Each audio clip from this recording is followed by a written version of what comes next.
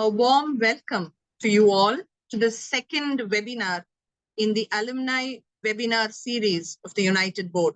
Dr. Amanda, we from the United Board of Christian Higher Education in Asia are happy to welcome you, and we now hand over the session to you. Thank you so much. So I wanted to talk about an idea of the messy middle around mid-career research, but I wanted to put it into the context of the work that we've been doing, the strategic work that we've been doing at the university, as well as the kinds of things that are happening in Australia and around the world in our higher education and research sectors, and you might be having some of the same experiences. I thought I'd tell you a little bit first about Macquarie University. I'm not sure if you're familiar with Macquarie. We're a university that's in Sydney, in the middle of Sydney, on the northern suburbs of Sydney, and we've just passed our 60-year anniversary. So at Macquarie, we believe in our research mission, we believe in our student mission, we believe in our health mission, but we also believe in the power of research collectives at scale. We've been focusing on a concept of what we call consilience. That is the strength that comes when you combine your expertise together, when you share knowledge and grow from that sharing, of the kind of thing that we're doing today. It's a very important mission that we continue to support our research community. That research is a driver of our reputation within Australia and around the world. It's a driver of the value that we deliver to our communities. So we have to look after our research, and we have to look after our researchers. This threads through as well into our Research Strategy 2035. So if I had have spoken to you last year, I would have said that we had been working with a research strategy that was operating over the last 10 years, but we've just refreshed that strategy underneath our university one, and we're looking ahead to 2035. And one crucial part of that strategy, consistent with the overarching strategies, is about high-performing staff in an enabling culture. So again, people and culture is what we're focusing on. So my portfolio, as Anita described, is research, performance, and development. And I work within the Deputy Vice-Chancellor research portfolio. The Deputy Vice-Chancellor is a man named Saki Pretorius, and he's my boss. And we have a number of different portfolios of research services, our Graduate Research Academy, our high degree research training. We've got Research, Innovation and Enterprise, which is sort of partnerships and commercialization and entrepreneurship. And then my portfolio of research, performance and development that sits within this broader organizational structure that has the sort of academic side of the house and the professional service side of the house alongside our faculties. But I focus on what I like to call organizational research fitness. Is Macquarie fit for the complexities that we're facing at the moment? Is its research environment and culture agile in the things that are coming forward?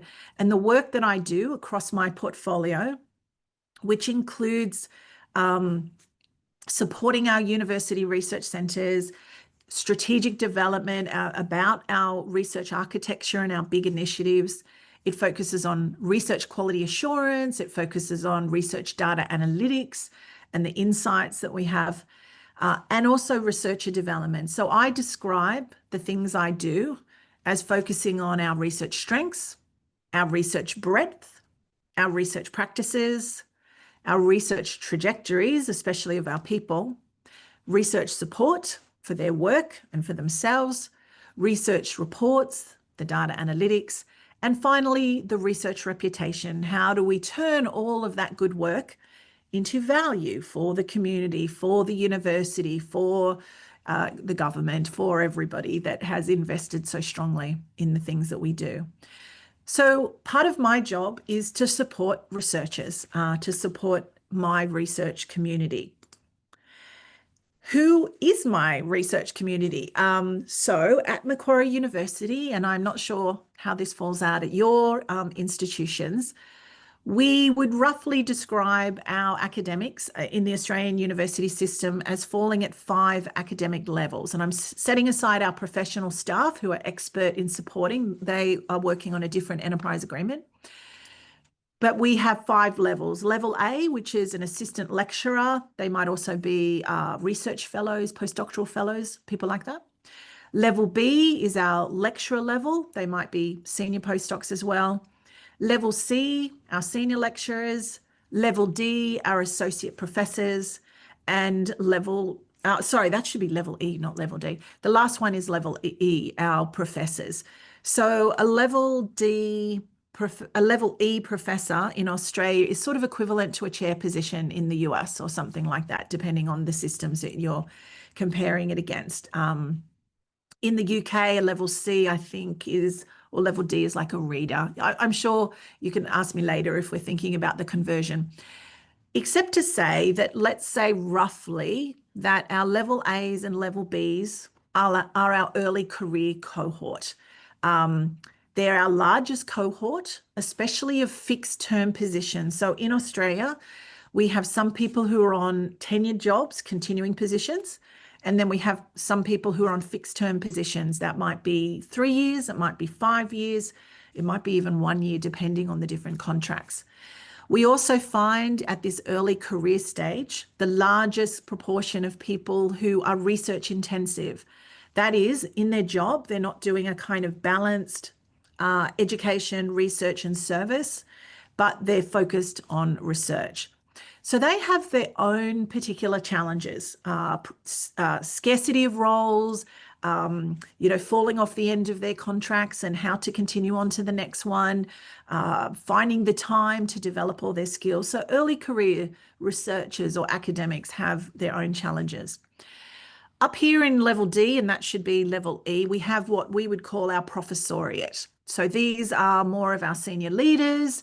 They're typically on continuing positions. They're often balanced academic, most typically balanced academics. They're working across all of those different areas of an academic life. And in the middle here, we have our mid-career researcher, and they're actually our largest cohort of continuing tenured people. And they're also most typically the largest cohort of our balanced academic. Now, for the last 10 years at Macquarie University, led by my predecessor, Leslie Hughes, we have invested a great deal in supporting our researchers. And here I've shown you our Researcher Development Year in Review from 2023, which we put together in 2024. We're working right now on our year in review from 2024, which we'll present shortly. Happy to share that if anybody wants to email me later, and I'll show you my email at the end if you'd like to take a look at that. Really happy to share it.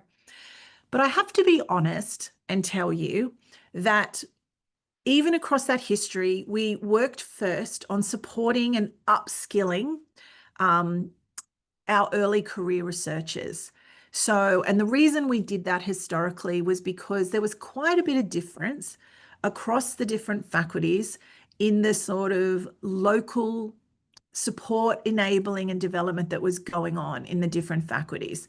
So we wanted to kind of even the playing field for our early career researchers. We didn't think it was fair or even just not even very good for the university, let alone for the academics themselves, if how much development you got as an individual depended on who you were working with or who your mentor, if you had a mentor, or who your line manager was. So we've done a lot of work across the last 10 years using formal frameworks such as the Vitae framework from the UK to really improve the quality of early career development. And that's very, very mature now and quite successful. There's also quite a bit of work that goes on at Macquarie around our professoriate, especially as they're stepping into formal leadership roles. Perhaps they're becoming heads of department, perhaps they're becoming associate deans or people going into particular roles. Perhaps they're leading centres.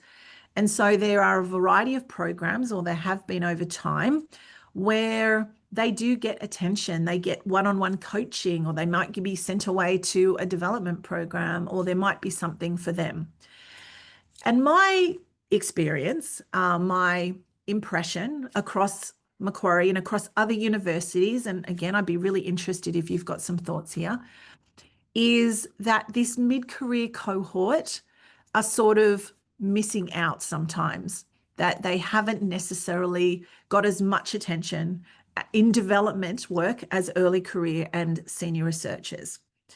So if I was to reflect back on my career journey, and I invite you to do the same, in that early career period, and we could define stages of our career according to sort of how many years post our PhDs, how old we are, or perhaps we could define it according to how autonomous we felt, how kind of on top of the things we had to do. Well, in my early career period, let's say around the first decade post PhD, I was developing my sense of autonomy. People would cut me a break if I didn't know stuff. Ignorance was a bit more tolerated. There was more support. The expectations people had of me of early career are moderated somewhat. And in this period, I'll be honest with you, I was pretty much focused on myself in that early postdoctoral years because I was on short-term contracts and I was just trying to get through, I was trying to get to the next role. I was trying to get grants in. I was trying to get publications. And I would have described myself as pretty hardcore at that time. Go hard or go home sort of thing. And it took me a while to learn a sense of humility that different people have different opportunities and different experiences and need different support. So that early career period, I was lucky, and is it the same for you, that people sort of, cut me a break and I could focus pretty much on myself because I wasn't leading lots of things yet. I didn't have as many responsibilities. In my mid-career period, which is, let's say, about that second decade, it's pretty typically the case, and this is what we hear from our colleagues here, autonomy, that sense that you should know what you're doing, is becoming much more expected in that group. Support or the scaffolding that our early career researchers often receive kind of is less available, or it's falling away, or people think you should know it by now. You should be able to do it. And the expectations are increasing. So that was certainly my experience, and it's absolutely what we hear from our mid-career colleagues all the time. And that was about the time that I came to Macquarie. I was building larger teams. I had moved into a level D, an associate professor position, and I had little kids.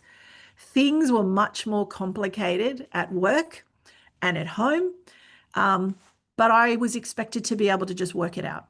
So that's quite challenging, yeah? As a senior career researchers, and let's say that's, around your third decade or something like that, yes, you're expected to be more autonomous. You're expected to be supporting and developing others. There's very significant expectations, and that has been my journey as well. Anita was very generous and kind to explain some of that. But how do we make sure that people can, move from this early career stage into this senior career stage with all the skills and abilities and insights and opportunities if they don't feel very supported or they can't really manage in this mid-career period? So this is what we refer to as the messy middle. Now, my old supervisor, my old PhD supervisor, who I'm still in contact with, and he used to serve on promotion committees across Australian universities, and he was in very senior roles. What he said to me is that the transition from a level C, that mid-career period, actually, let me go back and say, he said that the move from a level B to a level C, from that early career period to that mid-career period, is more like a ramp. You just kind of have to do more of things. He said, but that going from that level C, that mid-career period, to level D and E is a jump. You can't just be doing more of the same. You're actually expected to be doing things somewhat differently. And what I'm showing you here on this screen are the promotion criteria at Macquarie University. So at Macquarie, we have a formal promotion system. where academics can apply to be appointed to the next higher levels. They can go from A to B, from B to C, D to E, etc. And we judge their performance in 5 different pillars.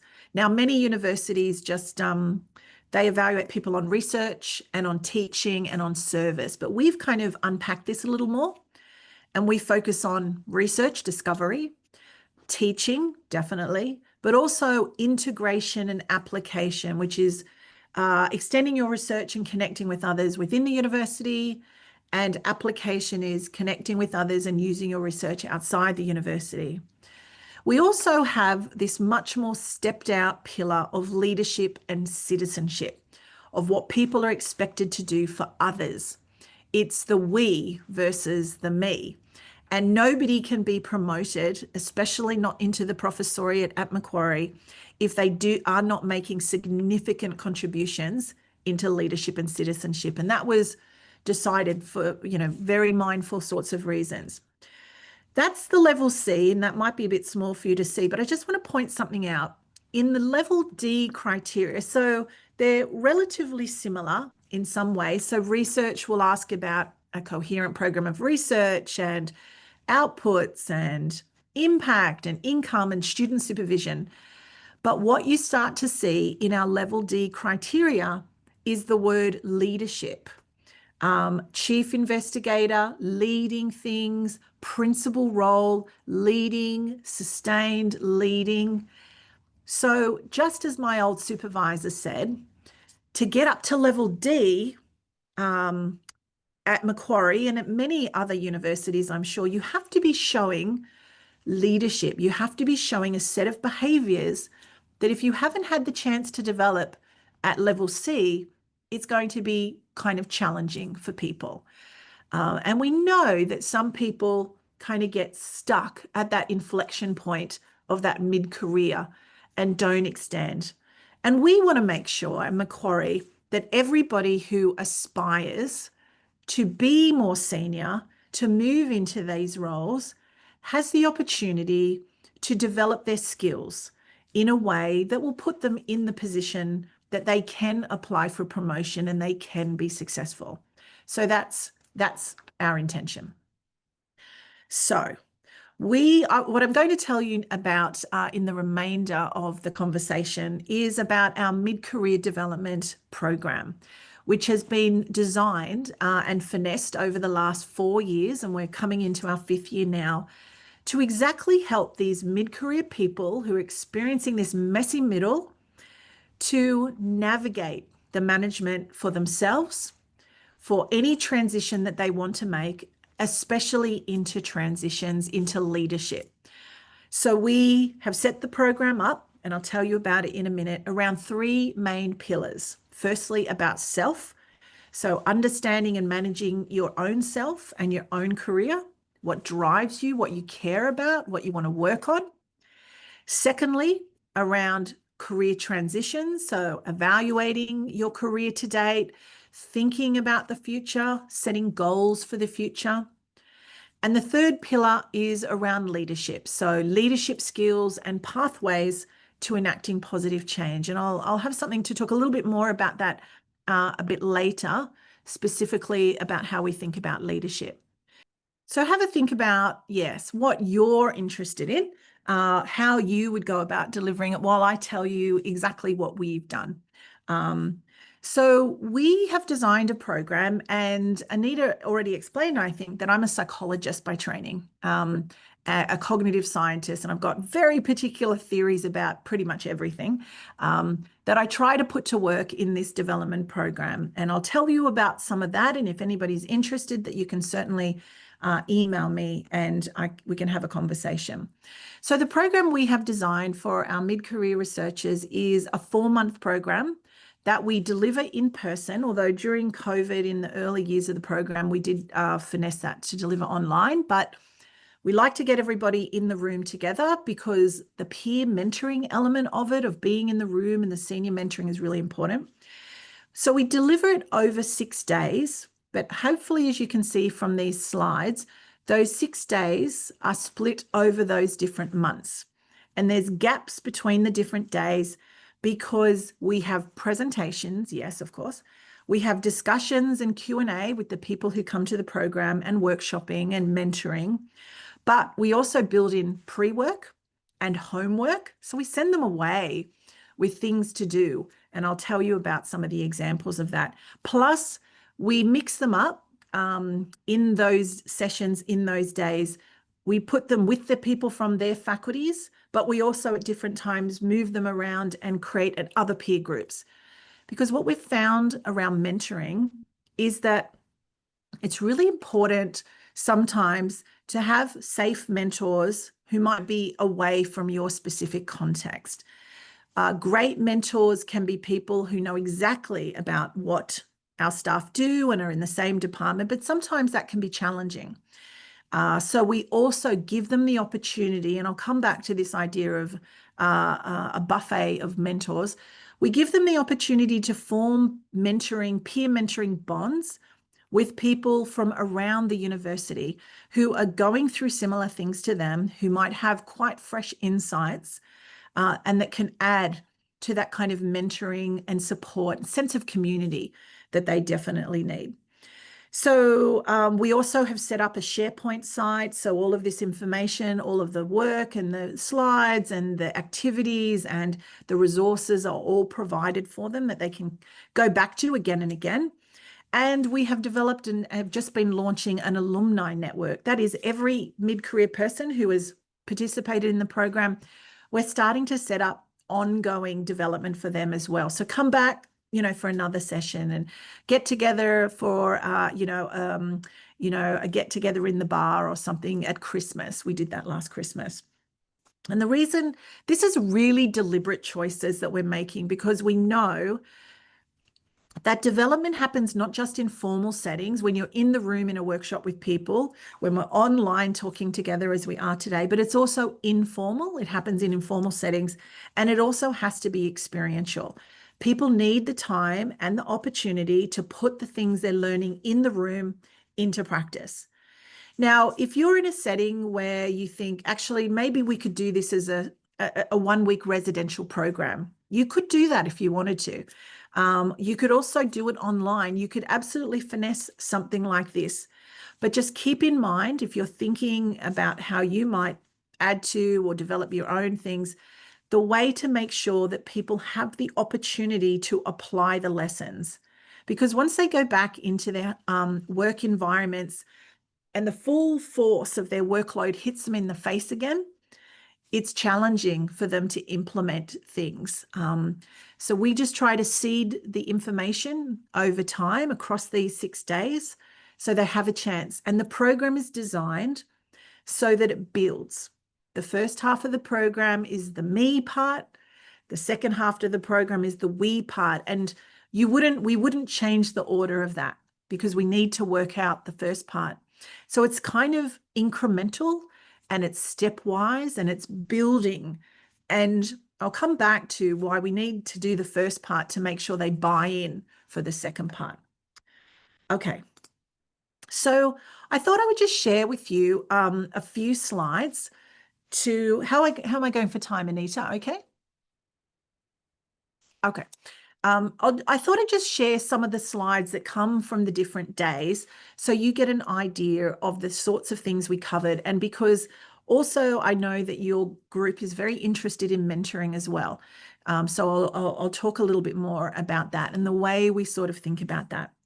So the program is delivered by myself. As I said, I'm a psychologist by background, but I don't just do it alone. I do it with other senior leaders, in particular Claire Monagle, who's a mentoring leader in our Faculty of Arts. But I have also worked really hard, as did my predecessor before me, to get buy-in from senior leaders across the campus. So my boss, the DVCR, comes to one of the sessions. All of the executive deans come to one of the sessions. The deputy deans come to the sessions. The faculty research managers come to the sessions. I get special guests in to talk about things. I get the team leaders of different support service teams. So they're not just in a room with Claire and myself. Different people come.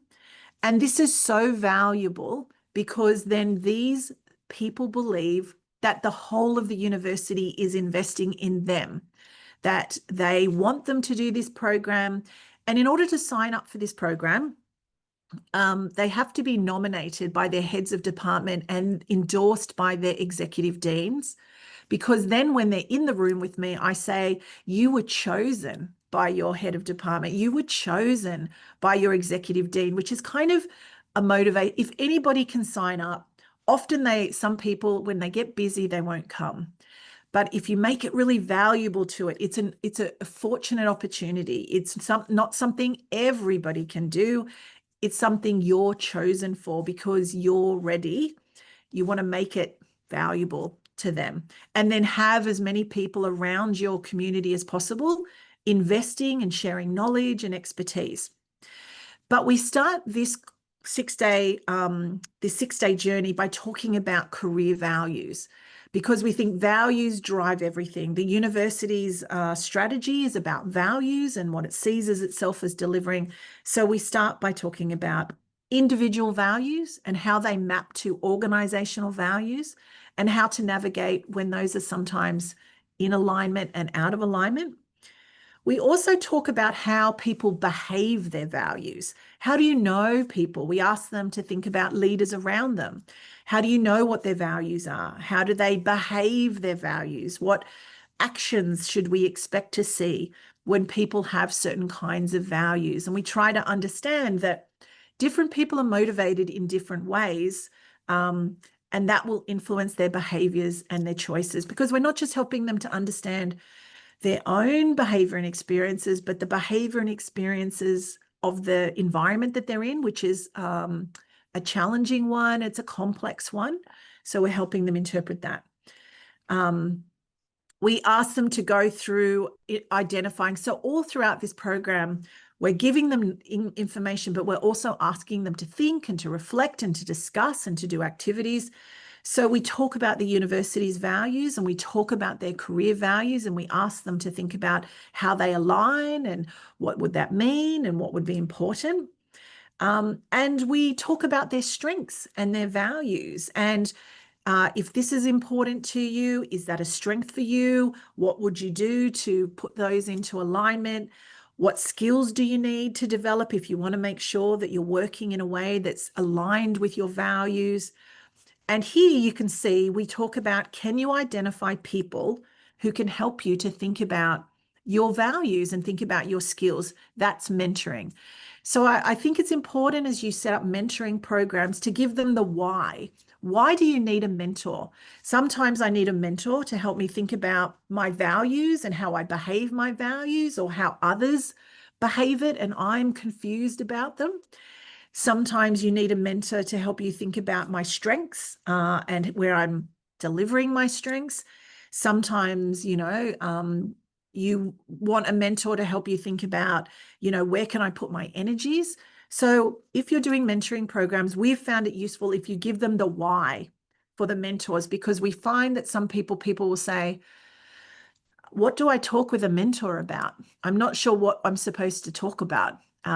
So if you're giving them some context around the value of a mentor or mentors, I'll come back to that I think can help them. So first we talk about values, and then we talk about mentoring. And we do that really explicitly on the first day, because they're in a group where the opportunity is for them to mentor one another, not just receive information and sort of be mentored by myself and Claire as the leaders, who are driving the program, but also by the people in the room. We want them to have that mindset that it doesn't just have to be some famous senior person that, maybe they see every now and again, but it can also be the people at the same level, the people who have particular skills that you don't know. It can be someone outside the university who's got an amazing kind of trajectory that you would like to learn from. So next we talk about mentor, not just being mentored, but becoming a mentor, because these level Cs are in the position where they're starting to be approached by others. So first we talk about finding mentors. Who is the right mentor? How to approach? Some people want to know the philosophy. Some people just want the the details. How do I set it up? What do I say? How do I have that first conversation? And what we say to them in terms of mentoring is, don't propose marriage on the first day. It's because some people want to send emails that say, will you be my mentor forever? And we say, well, would you start a friendship like that? Or would you start a new romantic relationship like that? Maybe no. Maybe step your way into it. So we talk about our experiences. But one of the most important things we say to them is, you don't just have to have one mentor. I don't. I'm not sure if you do. I have a smorgasbord of mentors. I have a whole menu of them because different people at different times in my career have been really valuable. And not everybody needs to be called your formal mentor. You might learn things from people. So we talk about ways to think that takes the anxiety or stress levels down. Quite a few of our early to mid-career people are very stressed about finding a mentor. I must have this because they've heard or read somewhere they should have a mentor. And we say, no, take the pressure off. It can start like this. It can start with a coffee. It can start with a conversation. It can start with a question. And so we get them thinking about, what would an ideal mentor look like for you, given what you want to build as your strengths and what values you have. Don't be mentored by people with values that are completely not in alignment, well, that are completely different from yours, if you see what I mean. We then talk about becoming a mentor, and where to get some of that practice from and how to start thinking about it. In this session, we also talk about managing mentoring relationships, about some of the complexities and, when to move on or how to navigate conflict and things like that. So we're digging down into the relationships as well. So that's our first day, where we talk about values and we talk about mentoring. On the second day, we're talking about, okay, if these are your values, what's your longer term plan? Because we're talking about me, and we're talking about me and my future. So we start talking about a 5-year plan. And, I'll just go back and show you what you would notice here, that the deputy deans of our faculties come along to these sessions to help facilitate them. So that's one of the examples where we get senior leaders into these conversations and into this mentoring and support. So we talk to them about what we call horizons of focus. And this comes from David Allen, who's a productivity author. He's developed a system called Getting Things Done, which I happen to like, but there's lots of ways in which this gets discussed. We try to tell them about the challenges of always being down at the ground level. So sometimes we can't help it, can we, where we spend all day answering emails, and we're right down in the, down at the bottom level of just trying to manage our emails or things constantly coming in, that we have to be thinking up through these horizons of focus. So lift above the daily emails to the projects, to my areas that I'm responsible for, to my bigger goals, to the vision that I have. So we're talking to people in light of their values. What is their vision? What is that upper level horizon of focus? What's your purpose? What are your principles? What's the vision for yourself? And we walk them through that. We ask them to develop a 5-year vision, a 5-year plan, which is something that they also are asked to do for the development performance review annually. So these kind of activities are connecting back into some of the human resource or mentoring things that are going on in their department. So the other piece of advice I would give is, think about the systems that are already at work in your setting and try to connect together. It's very challenging for staff to do new layers of things alongside, if they're having to do these things for their department or for for HR, and then you add a whole second set alongside. Try to converge the processes to make it easier for them to do those one thing. So we ask them to think about their 5-year vision. And we have our deputy deans talk about what, theirs was like. The next thing we do is to say, okay, you've got a vision. How do you work all the way back? So you say, I want to be like this in 5 years. Let's walk it back. Go backwards and plan backwards until you get back to today. and start thinking very mindfully and objectively about, okay, what do you need? What are the activities you want to do? What are the outcomes going to be? How are you going to measure them? Because when they do this work as well, this is also good information they can have conversations with their mentors about. And some of that conversation might be, I want to get to this stage, but I'm not 100% sure about my pathway. Can you help me? Or I'm going to get here and I've started here, but I'm run into a problem here. Can you help me? So we're always trying to help with that question of, what do I talk to my mentors about? What do I practically need to think about it? So that's that one. A bit later in the same day, we talk to people about the relationship between their skills and their wills. Skills and will, not wills. What we mean here is, what are the capabilities and the abilities that they bring to activities and tasks? And will is actually, how much do you like it or care about it? And we ask people across these different areas to appraise themselves, to self-assess. What are the things that you're really good at and you really like doing? So high skill, high will. I'm good at it and I like it. What are the things you're good at, but actually you don't love it? You wish you didn't have to do it. High skill, low will. What are the things that are you're not very good at, but you really want to get better at? You really want to do it. They're over here. And the final one is, I'm terrible at it and I don't like doing it anyway. And we talk with our mid-career researchers about, put the things that you have to work on or the things you want to work on into this matrix and think about it. Now, some of the things that our academics have to do, they just have to do. There's things that they don't have a choice about it. That's part of their role description. So if they're not very good at it, then they should think about how to improve their skills there. And that's something, again, a mentor or training or development can help them with. There might be things, and one of the examples that our leaders gave was they used to do a lot of media work where they'd go on the TV or on the radio, and they said they thought they were terrible at it and they hated doing it. And they just decided to stop it and to give those media opportunities to another person, a junior colleague who was really good on the TV and really enjoyed doing it. This kind of skill will matrix can be used to appraise yourself at any moment. You can use it when you're mentoring other people. So again, if you're interested in developing mentoring programs, you can use this kind of activity for the people that you mentor, or in training people who are going to mentor others, that they can do this kind of thing. And you can use it over time to see how things change.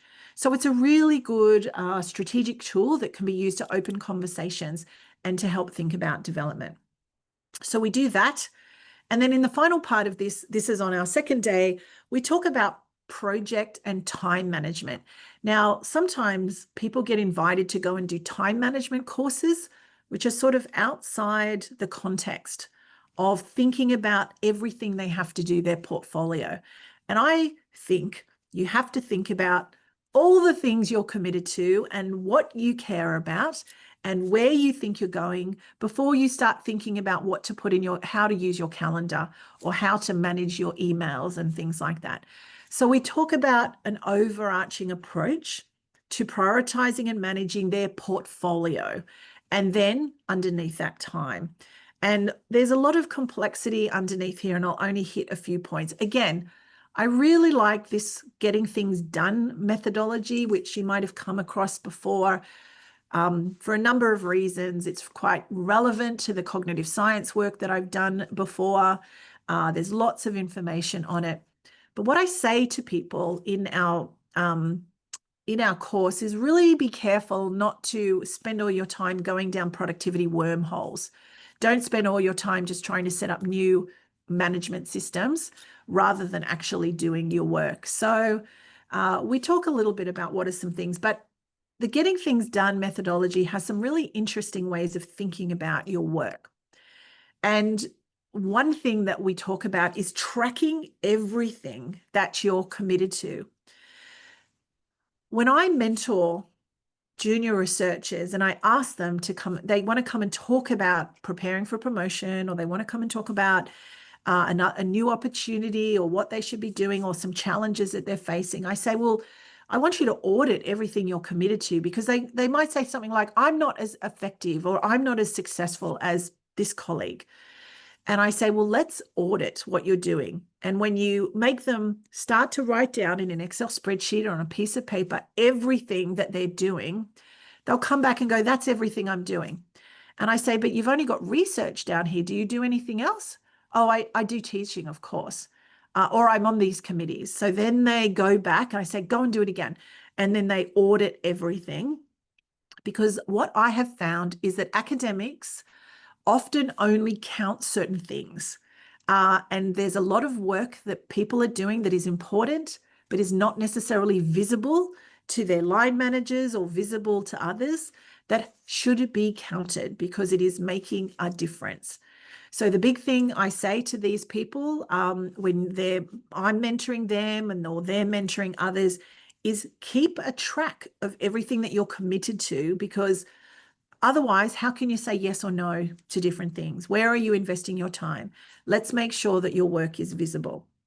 And then we talk to them about what's their core business and how do you review what's your core business and what do you love and where's the biggest payoff. So we start to get them to think in a more active, strategic way rather than reactively, like, oh my goodness, that email is just come in and someone's reminded me I've got things to do. So that whole day is taking the values of what you care about, it's putting it into a future plan, it's making, a step back plan, and then it's saying, okay, well, how do I set up my months, my weeks, my days to help me move towards that plan?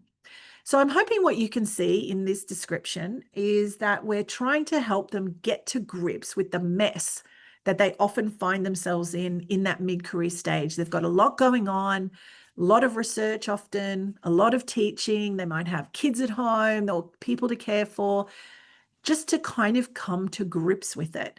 So then they can know where they have capacity to say yes and go forward. If that's your goal, how do you go about doing it? It's being more mindful is what we're trying to do here. We're mapping the present so they can map the future. And there's a lot of activities, and I can share these slides with you later, of how it drives down into their everyday practices. How do they set their calendar up? How do they work on their diary, or how do they manage their emails to make sure that they're doing it as effectively as they possibly can, given how busy they are. So I won't go into any more details about that. So that's the kind of me part of the program. The first part that people have to go through. The second part is the we part of the program. Okay, so you aspire to be a leader, you aspire to move to level D, and the promotion criteria says all about that. What does that mean and what does it look like? So in this part of the program, we talk a lot about leadership as being an agent of positive change, and that leadership can be both formal but also informal, and that you can lead from any position, because not everybody will be in a deputy dean position or will be in an associate dean or a pro vice chancellor position or something. So we say, how do you make a difference? How do you be an agent of positive change from wherever you are? And that's valuable. Remembering that our promotion criteria recognize not just formal leadership and formal value and change and difference, but informal as well. So we make sure that they understand that this is aligned. I wouldn't want to give them advice that sends them in a direction where they're not given appropriate reward and recognition. So that's another thing, I guess, if you're thinking about development and mentoring programs, to make sure that your rewards and recognition systems within your environment are recognizing the kind of behaviors that you're asking people to do. If they're out of alignment and the only recognitions come, whether it's bonuses or extra research time is based on journal rankings or citations or grant dollars, and none of this kind of behavior, then you're not going to get change. You just won't. Okay, so we talk about leadership, and this is a really big lesson we say to people because it was a big one for me. Do you know when you're on the plane and you're flying around and they say if something happens, put your own oxygen mask on first before you help others? That's why we start with the me part first. A number of years ago, when I was first approached about, moving into more leadership roles, and I was invited to go on a sort of development program, kind of like this. And I had little kids at the time, and I said, I don't even know how I can control myself or manage myself, let alone help anybody else.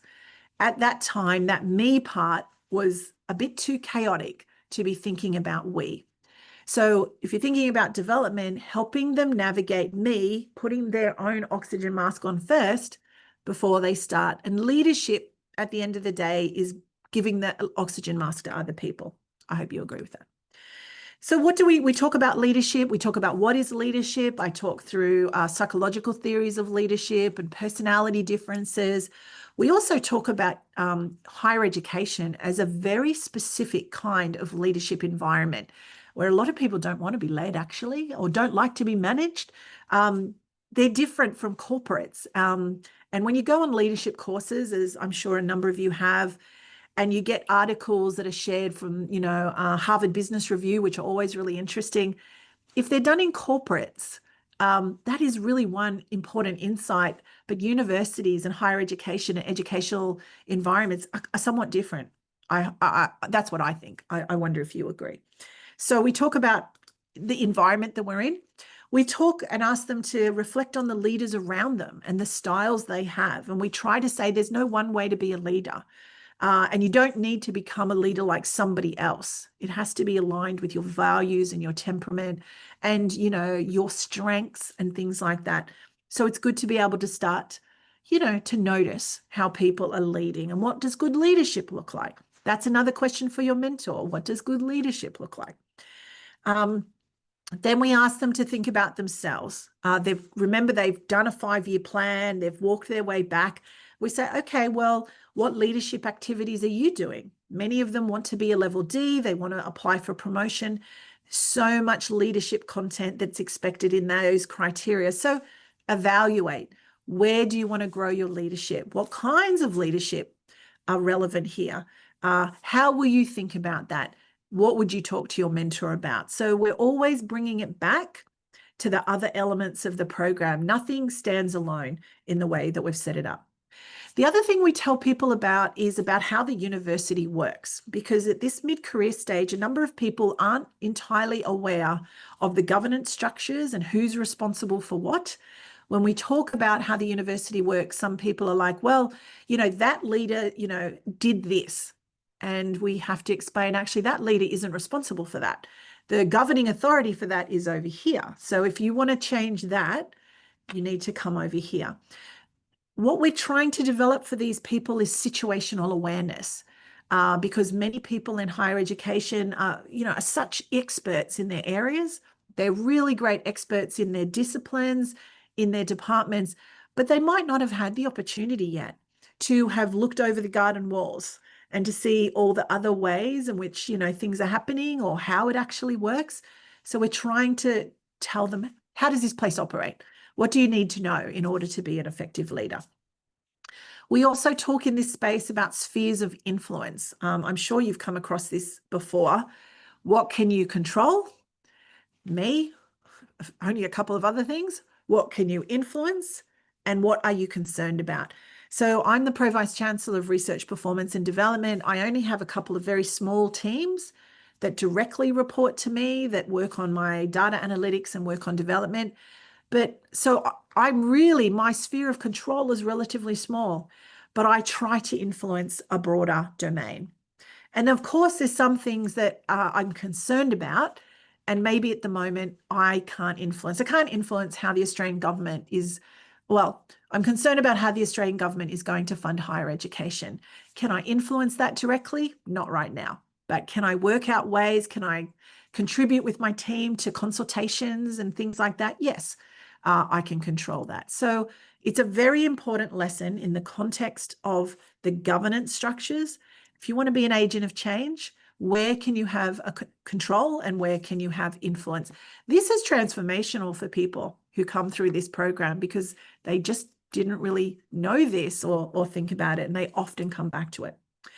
Finally, we talk about leading from any position, and we ask them to come up with a project, to think about what they could do. We ask them to plan it out, and then they come back and report a year later. And we give them examples of different people who either come and talk to the program, come and present, or we show videos and things like that to make them feel inspired about the fact that it doesn't matter, in your level, in whatever you're doing, you can make a difference, and a difference that really matters around the place.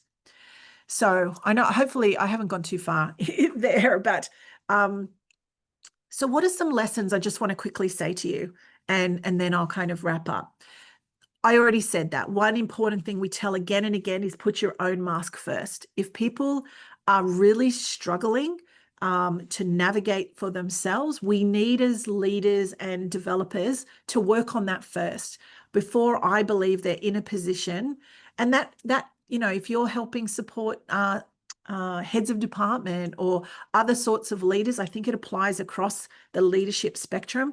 If somebody's struggling themselves, we need to help that before they can help others. Secondly, we talk always all throughout the program that values are key in the vision that they have, in the plan that they make, in the activities that they want to work on, in the mentors that they choose, in the way they go about their work. So starting with values and showing how they can align and do align, but also how to navigate when they kind of rub with organizational values, I think is a really important starting place.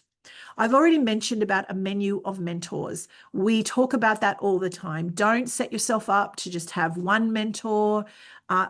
So many people can be helpful to us across our careers. Reach out to people. They'll change across your career. The fellow that was great when I was younger in my research, who, wasn't a mum with little kids, I needed other people to talk to at different times. Another important message I say, and this is why we don't deliver this program as sort of a 5 or 6 day residential, is because becoming takes time. I say this to my PhD students as well. You're becoming a researcher. You're not just doing a research program and writing a thesis, you're becoming. It's like the little thing that eats and then becomes a butterfly. It's a caterpillar. Caterpillar eats and eats, goes into its little cocoon, and it becomes a butterfly. It takes time to become. So you want to keep, I don't think we should expect for development programs to deliver something in a day and expect transformational change immediately. People have to practice. They have to be reminded. And so we get these people back. We get them again for social things. We see them from time to time and ask them, how's it going? How's your plan going? How's everything going? Finally, I'm as a psychologist, I'm not surprised, but some people are surprised that people find this development program sometimes quite emotional. They've been some of them have been struggling on their own. They don't feel they have people to talk to. And there's quite a bit of emotion that sometimes happens in the first part of the program. And also sometimes there can be quite a bit of pushback at the beginning. Like, I can't manage, and I think it's outrageous that university expects me to manage, and, this is all too much and difficult. So you just have to navigate through that to help say, listen, we're listening to all valid experiences and we're helping them navigate through that, because careers can be quite challenging, can't they? And they can be, there can be a lot. So crying is still trying, I say to them. I've talked about the portfolio approach and making sure that they count all the work. And they don't just say, well, only my research is work and everything else is, the thing that takes me away from it. No. Meeting with students, helping your colleagues, it all should be counted. And again, if you're in charge of reward and recognition structures, please, we need to make sure that we're counting all the ways in which people contribute. I've already talked about the idea of creating for themselves an audit that is not just in their head, that they don't just try to keep everything they have to do in their head, but out of their head and into a trusted system. I've talked about looking over the garden wall, the excitement of saying, oh, I didn't even know that part of the university existed. I didn't even know that job was an opportunity for me. I didn't even know people do roles like that. I've talked about helping people understand their place in this space that we inhabit. understanding the relationship between different parts of the organization. And that's why bringing the leaders and the people from around the community to come and be a part of this development journey for them is really important, because it reinforces that they're an important part of an overarching system, and we're all got important roles to play. And I've talked about spheres of influence. These are some of the most important things that we've done. What I want to do next, we have just launched a new framework about supporting neurodiversity at the university and inclusion. It's part of our diversity, inclusion, and belonging framework. So I wanted to make sure that in that me section, we also allowed for the fact that different people will organize their work or set goals for themselves in different ways. So I wanted to be respectful and inclusive about that. The same for leadership. We talk a lot about leaders don't have to be one kind. We talk about quiet leadership. Introverts are excellent leaders as well. So we wanted to make sure we bring that into it. I'm going to include a section in this next round that's going to be delivered by a former police officer who was a hostage negotiator, which is about the art of negotiation, because people find conversations sometimes quite stressful, especially about workload or about responsibilities or about their goals.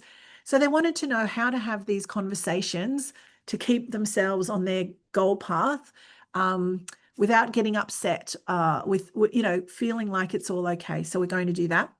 And a really big one that we wanted to talk about is, as I said at the beginning, the higher education sector is very challenging at the moment. A lot of people are feeling quite challenged.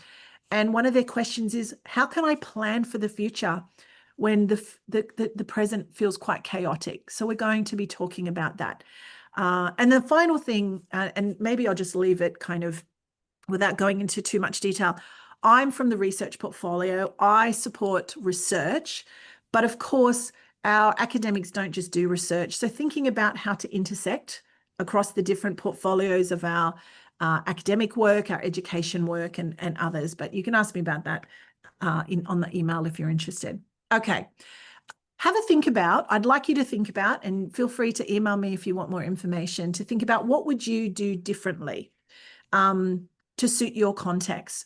Obviously, the way in which your community is set up, the culture that you have, the cultural influences and temperaments are going to make a difference. Maybe some things resonate with you, maybe other things would be more appropriate or less appropriate. And I'd be really interested actually in what would you do differently. But let me just finish by telling you some outcomes and experiences. This sounds like a lot of work. We've done a lot of work. Has it helped anybody? Over the last few years, 121 of our Level C academics have participated across the program. We asked them to complete surveys afterwards, and 94 to 100% of them, depending on the year, say that the program met their expectations or exceeded their expectations. They're very satisfied and enjoy the program. 1 in 3 participants have been promoted to Level D following the program. Now, usually probably the Level C period of time is around 5 years in any case. So some of them will be coming into the program early on in that Level C period, others a bit later. But also, we've got lots of examples of participants in the program who email me to say that, thank you, I was motivated to put my hand up, to join a faculty board, or to lead a different sort of thing. So many of them have stepped out of their comfort zone and have put themselves up for new opportunities. And I've included here, and you can read that, a couple of quotes from people who like the way that we approach this program and feel it's very valuable to them in stopping, taking stock, and thinking about how they can go forward. This program sits within a bigger picture of for ECRs, mid-careers and senior leaders. We have a development element for each of these groups. We also set up networks for them as well. So alumni networks and early career networks. So the development is where we do the formal sorts of things, such as this program. The network is where we connect with the peer-to-peer mentoring, but we also make sure that across our different levels, we have an advisory or representative. We make sure that they're sitting on relevant committees, on boards. They're having a say in the way the university is run, because that's really important to them. They want to make sure that they have a say. So I've covered, I think, quite a lot of territory. I hope I've answered your questions, but I'm really happy to take any other questions either now or by email. Thank you so much again for the invitation to talk to you. Feel free to reach out to me if you'd like any more information. Also, Emily Brennan is my Senior Project Manager who works in the development program with me, and you can also feel free to copy her in.